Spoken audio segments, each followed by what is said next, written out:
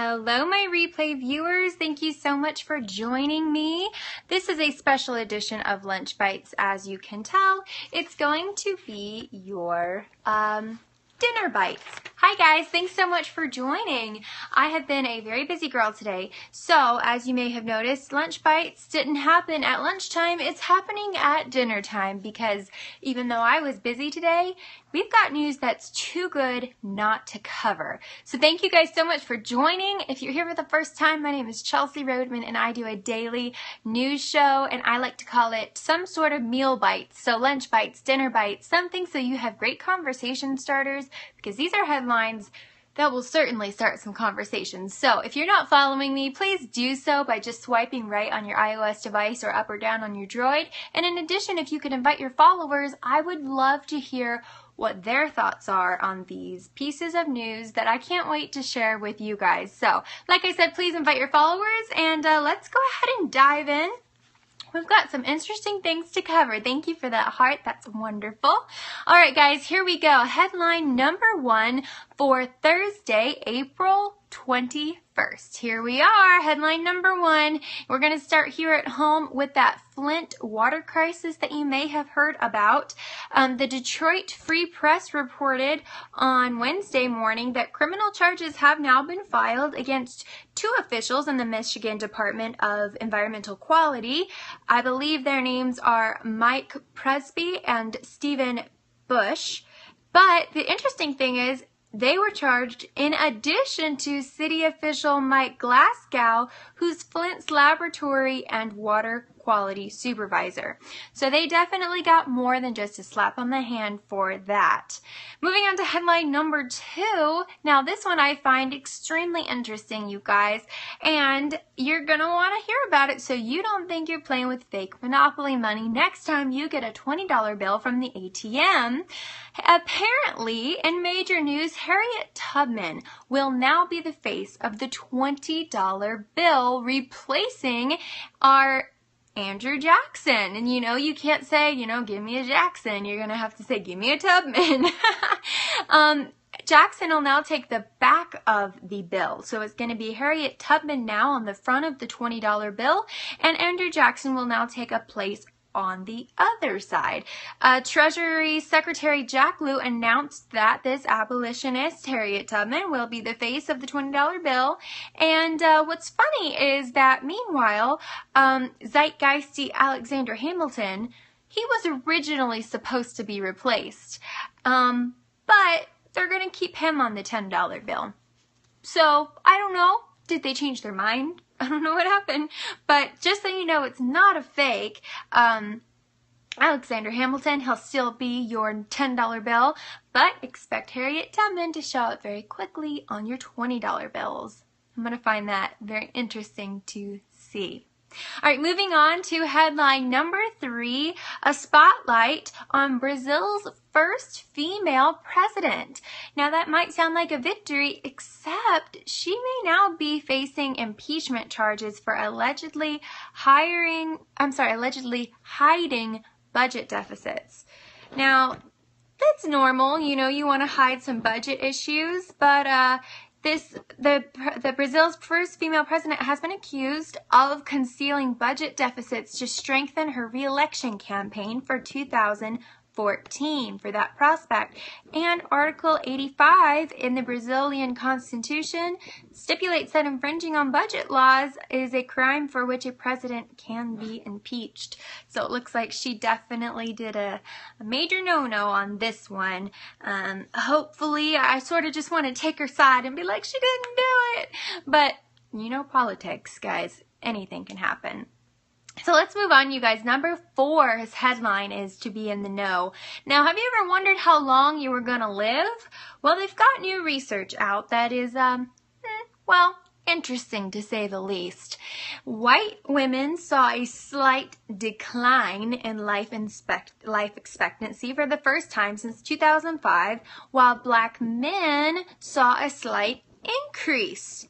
So white women born in 2014 were reportedly on average expected to die about 1 month earlier than those born in 2013, meaning they were slated to apparently have life expectancy until age 81.1. We're getting detailed here. Okay, and then Hispanic women are now seeing a slight increase. So instead of 83.8 years, it looks like now they're going to be looking at a life expectancy of a whole 84 years. So you got a little, 0.7 more years going on. Black women saw no changes in life expectancy and held a steady rate at about 78.1 years. I don't know if that means a whole lot. I don't know if you should bank on it. But it's kind of interesting to see the studies and statistics that they're doing about life expectancies. All right, moving on to number 5. We have got some interesting things from, what in the world is the topic? Women's life expectancy. Does that not depend on genetics? Yes, absolutely. It depends on genetics. It depends on where you live. It depends on how you take care of your body. But it looks like that they have just done some research and found that there's a trend apparently in these different ethnic groups and their life expectancies. Like I said, don't put too much stock into it, but it is a little bit interesting just to kind of see what the trends are. Let's put it that way. All right, number 5, lawyer up. Here's something that's going to have quite the backlash, I'm sure. Whole Foods plans to sue a gay Texas man who accused the chain of writing a homophobic slur on cake. All right, so what does that mean for a Russian like yourself? Well, you're not in the study, so I guess your life expectancy is just forever. How about that? Cake, yes. So you know how you can go in and have like happy birthday written on cake, something like that? Apparently, Whole Foods and a Texas pastor are in a legal battle over one allegedly very offensive cake. It's amazing what a time to be alive in the news when cake is now offensive. Whole Foods Market announced Wednesday morning that it plans to file the suit against this man. His name is Jordan Brown. He's an openly gay Texas man who's publicly accused the chain, legal batter equals illegal cake. I shouldn't be laughing at that. That just but it's still kind of funny. Back to my serious face. But he did accuse the chain of writing a homophobic slur on the cake he purchased from the bakery department. Now, I had to do a little more research into this, and because I wanted to know, maybe not broadcast it, but I kind of wanted to know what this slur was, because he's filing for under emotional distress. That's what he's filing. That's what he's saying as his defense. The reason Whole Foods is suing him instead of vice versa is because he originally apparently spoke to one of the people in the bakery and they apologized. However, they realized, serious date, LOL, come on, are you on YouTube? Good camera presence. I am on YouTube. Thank you for asking. Go ahead and find me at youtube.com/Chelsea Roadman. It's the same username as on here, and I hope you'll follow me there. I upload all of my periscopes there, and I'm actually about to start a new YouTube specific series, so I'd love for you to join me on that adventure, so please go subscribe to that and make sure you're following me on here. Thank you so much for asking that question. But yeah, I had to look this up. Apparently, are you a reporter? I do. I have a background in reporting. You can see over here. I have a degree in journalism, broadcast journalism, as well as public relations. I just love to let you guys know crazy things that are happening in the world. Some good, some bad. I like the good, of course. But then things like this happen. So apparently, he talked to someone in the bakery and they apologized. Yay, you're a communications major yourself. High five. There, that was our high five. All right, yeah, yes, serious face. Back to the story. Although, make sure you go follow me on here and on 10 and on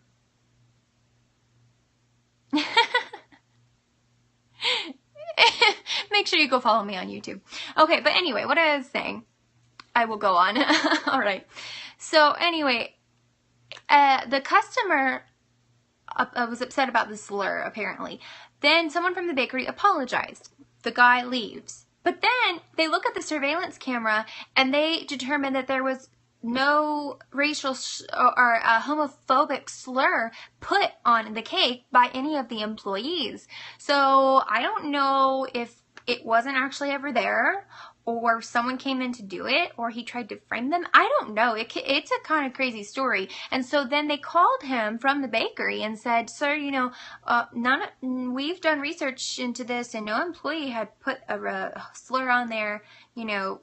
Yeah. But then this guy made a big deal about how Whole Foods just treated him wrong. And so that's why now Whole Foods is the one filing the suit. Because at first I thought, why isn't it the guy? But now the whole thing's shady, and I hope we have some follow-up stories because I really want to know the truth behind that. Wish I could get a look at the security footage. But anyway, let's move on to story number 6 out of 8. We're almost done, you guys.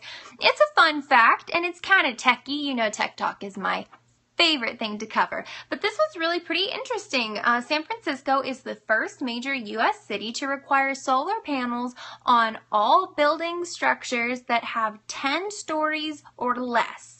10 stories or fewer are now going to have solar panels, which is kind of a cool thing. I hope that the lights are still very bright and everything, but there's plenty of sun in San Francisco. The cool thing about this, though, is that analysts estimate that resulting solar installations after this mandate could help avoid 26,000 metric tons of carbon dioxide annually.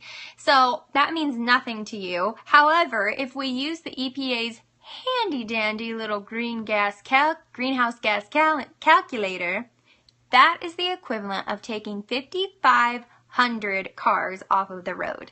5,500 cars off the road, just using those solar panels on those buildings it's the equivalent. Well, I think that's pretty cool. I like that that's an initiative they're going to do, and I'd like to see that in more cities. I think that's really a great initiative. So, go San Francisco. Hopefully it will go well. America started importing oil to EU today. I read 3 to 5 sources a day in multiple countries. Well, I'm glad I don't have to report on oil usage and all that jazz. It just could get depressing up in here, y'all. Alright, so let's move on to our second to last story. It's a bit of a spoiler alert. The Runaway hit book, The Girl on the Train, is making its way to theaters this fall. Hello! Guess who's back again? I see you. I think you're going to have to watch the replay because we're almost done, but I hope you do. Or watch it on YouTube. I'm going to, not depressing, Depends on your take, depends on the story, but you just got here. I'm sorry. But I have 2 stories that you can hear, and then you can watch the replay, or you know I'm going to have it on YouTube. I put everything on YouTube. I didn't follow you on Twitter. Oh, no. Okay, I will. Look, I'm going to have a pen right here, and I'm making a note to myself. Twitter. What's your handle? JDizzySwish21. JDizzySwish21. I know it's really crappy handwriting because I wrote it so quickly, but the note is there, mister. So, I'll have a new follower soon. Alright, so what I was talking about is our 7th headline. It ain't that serious, bro. I did tell him I would follow him, so I'm gonna do it. I always follow my word with you guys. Runaway hit book, The Girl on the Train, is making its way to theaters this fall. So, the world got a peek at the first trailer for the film, and spoiler, it's just as creepy as we hoped. Emily Blunt stars as Rachel, an unstable alcoholic who used to be married to Tom, played by Justin Theroux, and gets caught up in a twisted murder mystery. Ooh. So that might be one that you guys want to check out. Hello, Alexa. Thanks for joining us. We're actually going on our last bit of news, so I hope that you will watch the replay because there's been some very interesting stories today, I must say. All right, so our last piece of news is some world news, and this place crawls with desperate creeps. Not this channel per se. Talk about Prince. I know. So yes, you guys, Prince has unfortunately passed away.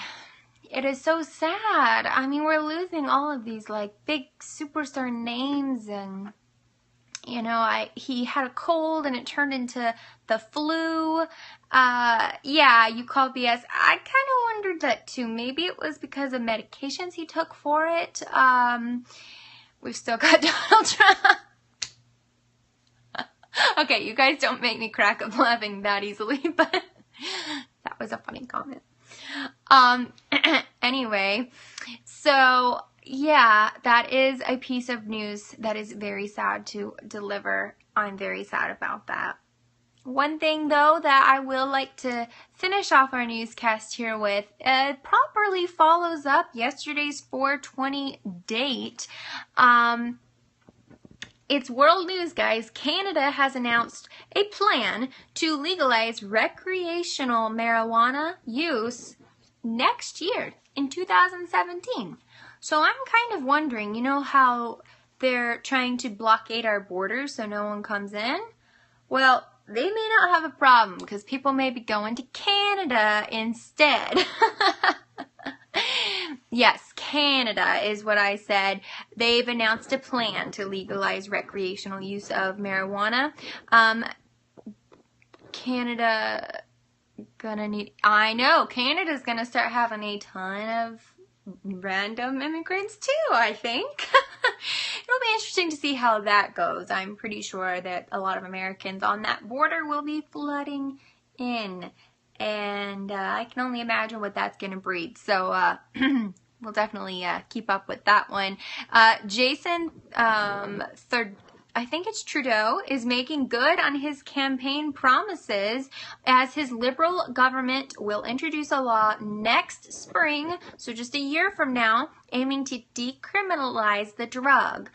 Canadian Health Minister Jane Philpott expressed her conviction to do this and says that sensible reform was the way to proceed. And her quote is that, "We know it is impossible to arrest our way out of this problem." So I suppose that their solution is to legalize their way out of the problem. So definitely some interesting news following up yesterday's 420 date. As you know, I do not condone the use or obtaining of anything illegal or drug-wise, but I will bring you news. I will bring you the latest, and that's the way the cookie crumbles. All right, thanks for that. Sign out, and you guys have a great evening. I'm about to follow you on Twitter. All right, bye, kids.